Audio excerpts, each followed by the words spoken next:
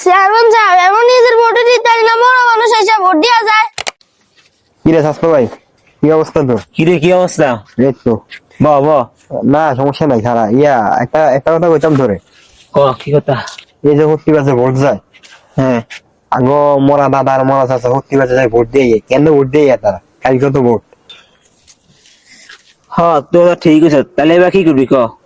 অনায় তো চিন্তা ভাবনা একটা করছি, তুই কি করস? মানে আজ হারারে ধরে আছে না, কাইলে কিন্তু ভোট, আজ হারারে ধরে আমরা কবরস্থান ভাড়া দিই। এবার সাহেব তারা সকালে কেমনে ভোট কেন্দ্র যায় ভোট দিত। এবার যে টাইমে তারা যাইবো না, আয়াত মিলে এবার হাত জায়গায় ধরে কি আমরা কই যান? এটা কিন্তু ভর্তি বার ভোট দেয়, কিন্তু আমার লোক দেয়া করে না। আমি তুই কি করস? ফিরে আসিনি। এরি তুই তো আসলে ভালো কথা কইলি। হ্যাঁ রাজি আছি। যা যা তুই যাই লাড়ি লয়ে আয় যায়। এবার সেম এতটা প্রত্যেকবার কেন ভোট দি যায়, আঙ্গুলা দেয়া না গেলে কেন যাইবা হামজা করে দিম। যা যা তুই যা, যাইতেছি যা। না খারান কি আরে গতবার তো আপনি মৃত ব্যক্তিকে মনে করেন 150 ভোটের লাগে আপনি হারিয়ে গেছেন, মানে এবারকার মৃত ব্যক্তিকে আপনি ভোট টাকানোর লাগে কি পরিকল্পনা করছেন? কথা তুই একবার মিথ্যাও বলিস নাই। আসলে মৃত ব্যক্তিরা তো আর ভোট দিতে পারে না, তাদের হয়েও হয়তো বা অন্য কেউ ভোট দিয়া দিছে। এটা আসলে একটা ফৌজদারি অপরাধ, এটা আমাদের আসলে ঠেকাইতে হবে। এটা পরিকল্পনা আমাদের অবশ্যই আছে। তা এখন সামনে চল, আমরা পরিকল্পনা আস্তে আস্তে বলবো তোরে যে আসলে মৃত ব্যক্তিদের ভোট কিভাবে ঠেকানো লাগে।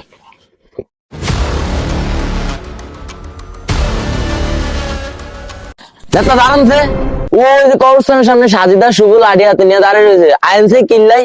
চলো। আরে নেতা নেই, আসসালামু আলাইকুম। হঠাৎ কেমনে আপনি হইবে? ওয়ালাইকুম আসসালাম। তা আমি আসছি অন্য কাজে। তা তোমরা এত রাতে এখানে কবরস্থানের সামনে কি করতেছো? আরে কত কাহিনী আছে, এই জন্য তুই খারাপ হয়েছি। কি কাহিনী এখানে, কি কাহিনী?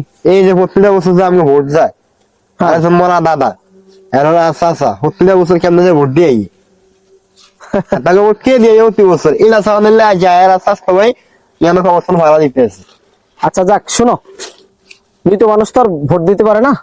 মানুষ চলে গেলে সে আর কখনো ফিরে আসে না। হয়তো আমাদের মতো আমাদের মাঝে লুকিয়ে থাকা কিছু অসাধু ব্যক্তি তাদের ভোটটা প্রদান করে। তা আমরা আসলে সেটার দিকে লক্ষ্য রাখবো, ওনাদেরকে পাহারা দিব না। ওনারা কেউ ভাই কবর থেকে উঠে গিয়ে ভোট দেওয়ার মতন ক্ষমতা রাখে না। ঠিক আছে, আমরা আমাদের নিজ জায়গা থেকে মৃত ব্যক্তিদের ভোট ঠেকানোর চেষ্টা করবো, যাতে কোনো অসাধু ব্যক্তি তাদের ভোট দিতে না পারে। তোমরা শুধু এখানে দাঁড়ায় থাকিও না, তোমরা তাহলে বাসায় চলে যাও, বাসায় গিয়ে রেস্ট করো। চেয়ারম্যান